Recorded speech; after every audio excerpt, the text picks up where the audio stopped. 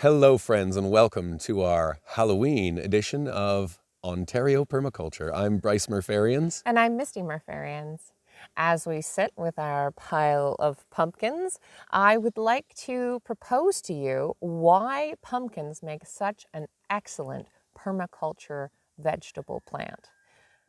These pumpkins here, these white Cinderella carriage pumpkins, are from a gift pumpkin we got last year, a single one, and we let it rot in our wetlands. We're in a Chinampa where we knew we were going to be putting new soil down this year. Well, these pumpkins grew absolutely champion in fresh soil from that one pumpkin that was given to us after Halloween, after it was already spent.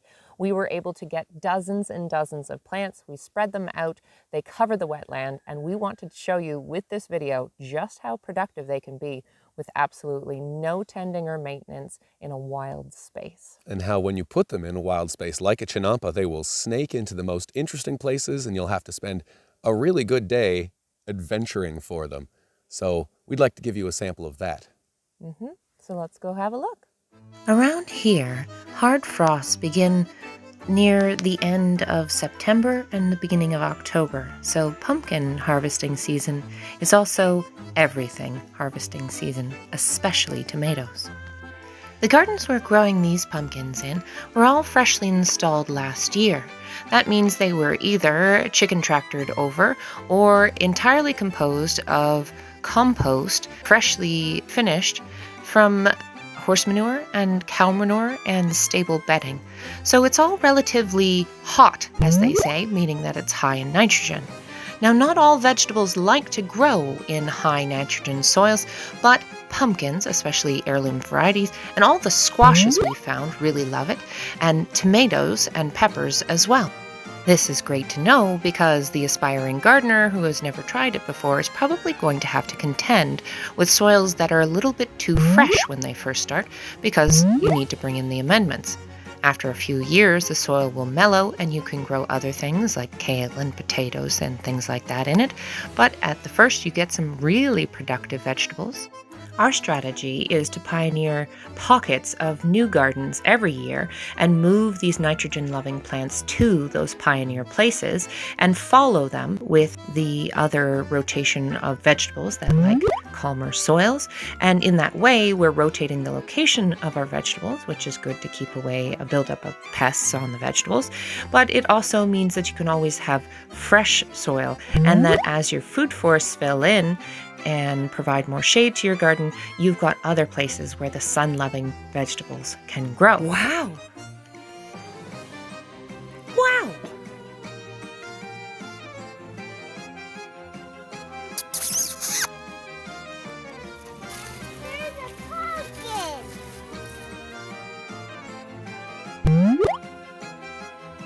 I share this strategy with people in the community and with you here now because I see this as a really good way of taking back unused or inappropriately used common spaces where maybe there's just a high maintenance grass or a median. You could be installing roadside gardens and there could be a lot of resource potential there. For example, pumpkins are a huge amount of fruit flesh off of the vine. All of that is edible and very high protein. And within is a huge amount of seed, which is also really, really nutritious. And it's all relatively easy to get. You don't need any special equipment to plant it or to harvest it. And as you can see here, you can use places that really are not useful for anything else. See, these are not in competition with a potential strawberry patch or even a potential baseball diamond. This is just something that is growing on top of the species that are here. Now, a lot of the species that the pumpkins depicted here are growing over top of are considered non-native and aggressive or invasive plants, but it didn't seem to hinder their growth too much, and so it seems to just add an additional layer of value onto a space which really can't be used for much else.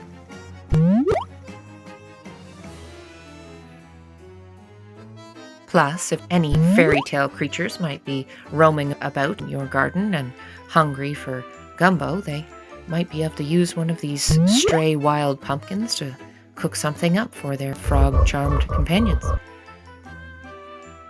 By my picking, you can see the density that they're growing in. Some of them, one right next to another, right next to another. These are multiple giant pumpkins on the same vine, growing side by side.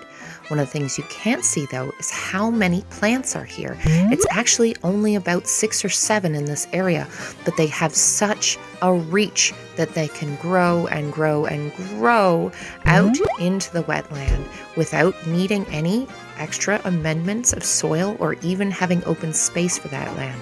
Look how far the plants from this garden reached. Found one. Oh, yeah.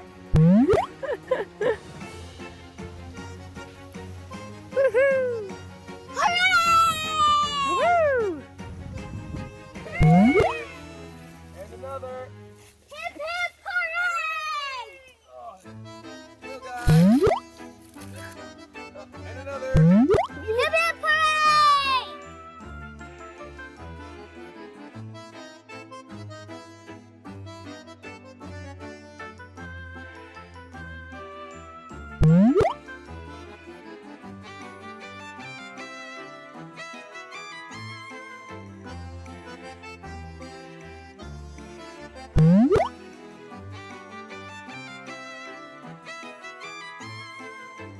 An interesting feature of this variety that we grew, which is a heritage white pumpkin, was that they grew lots of very, very large ones.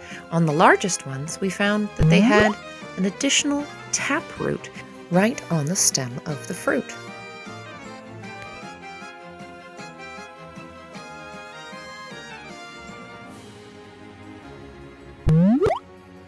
Because we grew all these pumpkins on the chinampas, on wetland gardens, we did not have to water them at all, despite the fact that it was a drought. So all this lovely water represented in fruit without watering.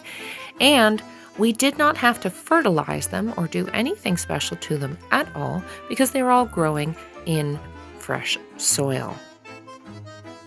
I've heard it said that when the Pilgrims came to North America, they were shown by the natives to eat pumpkins and squashes, and that in the first years of their being there, the settlers would have died if they did not have access to pumpkins because it was the one thing they could really get to thrive and grow, and it was able to be stored without going rotten, and you could eat it as a nearly complete food.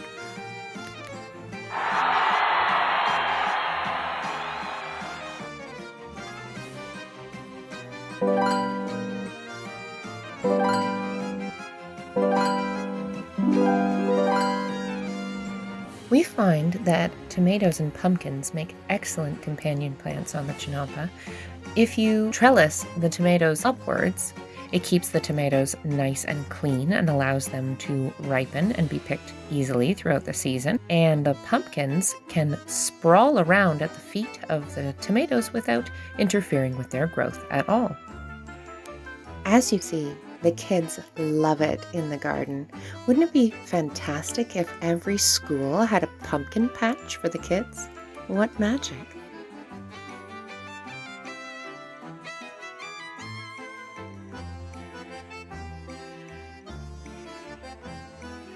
So what can you do with all these pumpkins?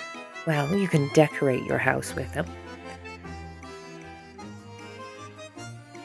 You could take them out for a moonlight photo shoot and summon creatures with them.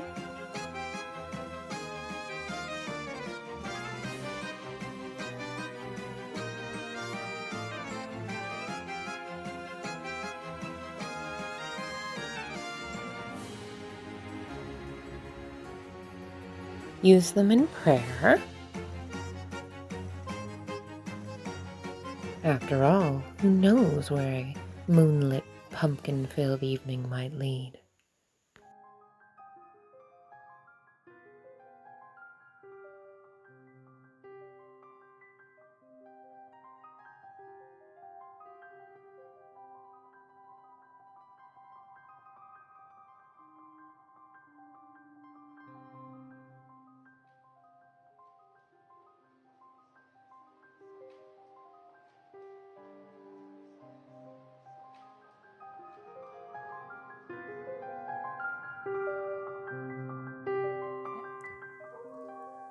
We hope you enjoyed our pumpkin hunt, aka the Dance of the Pumpkin Fairy.